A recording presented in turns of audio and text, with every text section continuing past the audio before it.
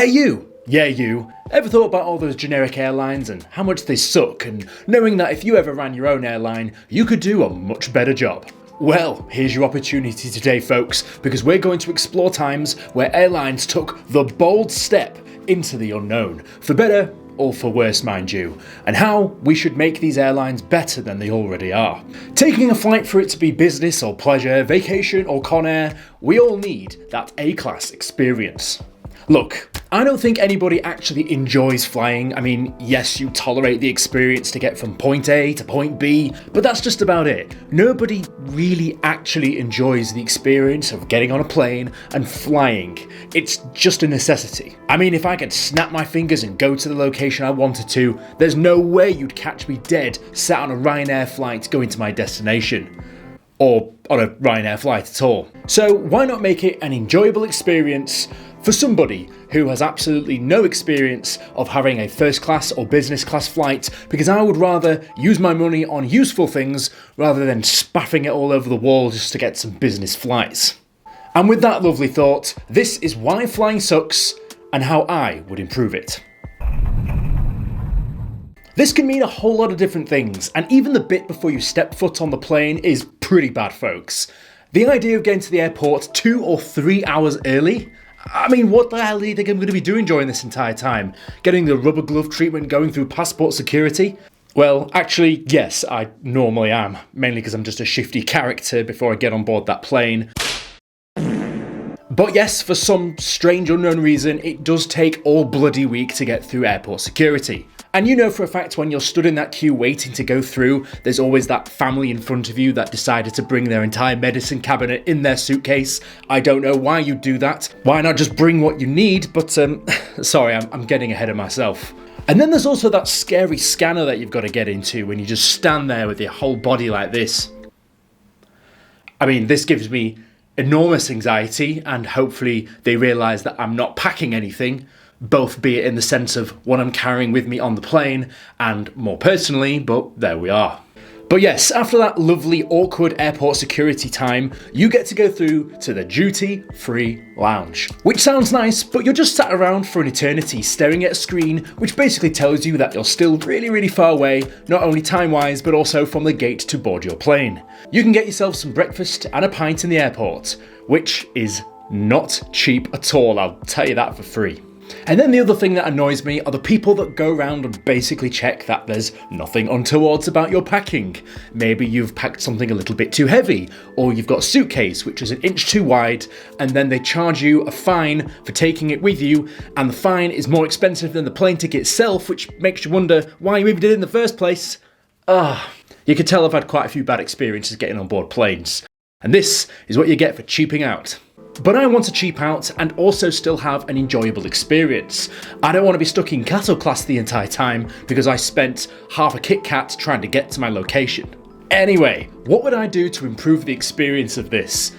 Well, in all honesty, it seems to be mostly the passengers that need a lesson, mainly to make sure that they're ready to go through airport security, like they're about to go skydiving or something. Make sure you have everything you need, make sure where everything is, and for the love of God, when someone says, "Did you pack your own bag?"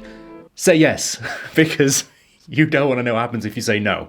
I'm sure that you can agree that we don't all want to be watching you as you take 2 minutes trying to take off your belt buckle because you forgot to do it because it's made of metal and you forgot that you are going through a machine that checks for metal. Officer, strip him, he's clearly hiding something. So yeah, after turning up at a normal time like a normal person, there's not really much more from the airport side itself that I can think that they need to change, apart from maybe the cross-country trail that you've got to walk to your airport terminal, but there are much bigger problems at play, folks, which we need to get into.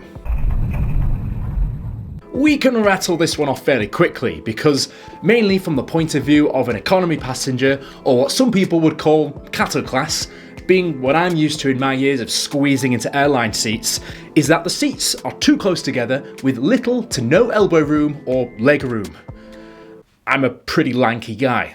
Yes, I might elbow my fellow air passenger while trying to put my tray table back up into the upright position, but not for any malicious acts or anything like that. It's just because I'm a sardine in a can and I cannot move. Especially if you're in the middle seat. Whoever willingly chooses those seats needs their head checking. Oh yeah, and don't get me started on the inconsiderate douchebags who recline their seats. I'm really starting to sound like every generic stand-up comedian on their experiences with air travel here, but it is the truth. In a poll of 1,000 people, less than 1% of respondents voted for the middle seat, 60% chose the window, and 40% roughly chose the aisle seat. We all know that the people in the 40% camp are entirely correct, but I don't want to be fighting for the seat just so I can stick my leg into the aisle and end up tripping over the air hostess. No, there's better ways to do this, people. No, we need to innovate. What if we all laid like this and just stacked on top of each other, and we had little screens so we could watch Mamma Mia on the plane whilst going through severe turbulence? Or how about double-decker seating? Use that height and we can fit more seats in. Or, if you don't like that, what about this doohickey? Pretty neat. I'll wait 40 years for someone to actually build one of these designs, and then I'll get back to you. Okay, another facet of this is the fact we can all agree that airline food simply sucks ass. I've made a video before on this channel about why food is so bad on a plane, link below, wink wink, but there is a much better solution. From the food itself to the service of watching first class getting wined and dined before you're even asked if you wanted steak or fish. Which of course, I had the lasagna. However, my idea isn't original because we already did it once before. Yes, back in the early 2000s there was an idea that quite literally took off. The airborne extension of everyone's favourite wing joint where the chicken's hot and the waitresses are as well. What a fantastic idea. Just get your favourite restaurant and stick it on the airplane. Problem solved. Now, Hooters Air wasn't your typical airline. This audacious endeavour emerged as a subsidiary of the Hooters of America Incorporated, leveraging this iconic brand and sticking it in a plane.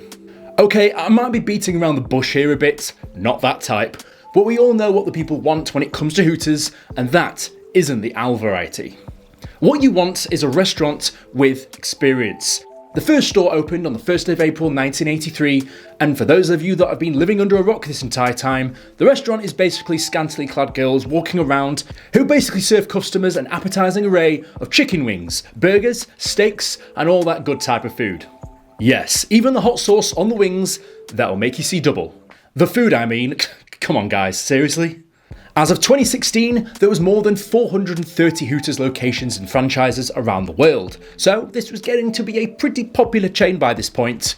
And when you've already expanded that far, why not stick it on an airplane and see how far you can fly? The Hooters airline was founded in 2003, where Hooters Air blended together two things, which, to be quite frank, I don't think anybody realised they needed this until it became a real thing. That was Hooters restaurants and a Boeing 737. So, what does one expect when boarding a Hooters flight, and who are the clientele? I mean, it's not exactly the kind of thing that you'd go on and think you'd take your kids with you, unless they really like chicken. From the moment passengers stepped on board, they were greeted with what would be the standard commercial airline, plus the Hooters experience. I mean, what else would you expect getting on board an airplane and having the big Hooters logo slapped on the side of the plane? You're getting a plane and wings. And of course you'll get the flight attendants who are donning the iconic Hooters uniform, complete with orange shorts and form-fitting white tank tops, ensuring that every aspect of this journey is unmistakably a Hooters restaurant, just with an airport bathroom. At the time the airline was running, they were flying most direct routes, including slogans like "Fly Mile High with Us," which was very on the nose.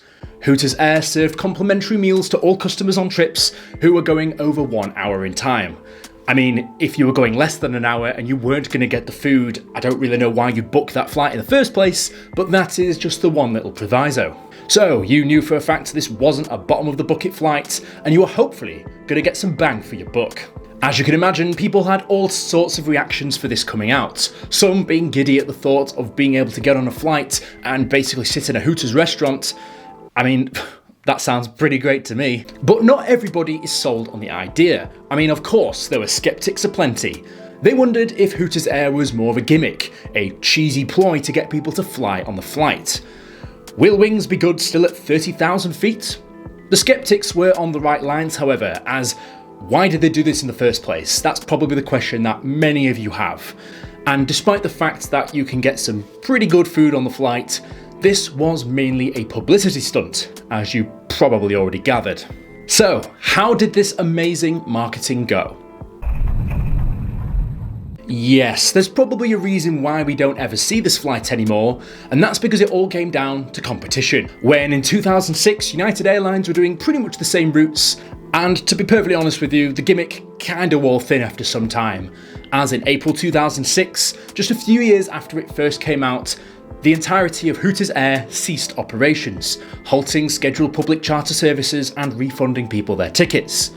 The company attributed this to the increased fuel costs, but wound up altogether at that point, ditching the pilot wings and going straight back to good old-fashioned chicken wings in a restaurant as we know and love. So, if they actually struck this out and made it a full-fledged service, it could have been a permanent thing if it wasn't for those darn increasing fuel prices, god damn it. But I think that we can take away a few of these ideas and just bring some better stuff to flights. I want to be able to walk in without waiting in an airport terminal for 6 goddamn hours. Then I want to go sit on my plane in my nice comfortable seat, watching Mamma Mia in turbulence whilst eating chicken wings. I mean, I can't think of many other things that's going to improve that, apart from clicking my fingers and being at my location, but like I said, we want to make an experience that's good for all at a decent price. When I become president of the world one day, then you know for a fact that there's going to be some changes coming. But alas, like all good things, they must come to an end, such as this video. Don't forget to like, comment, subscribe. I hate that, but it works for the algorithm. Goodbye.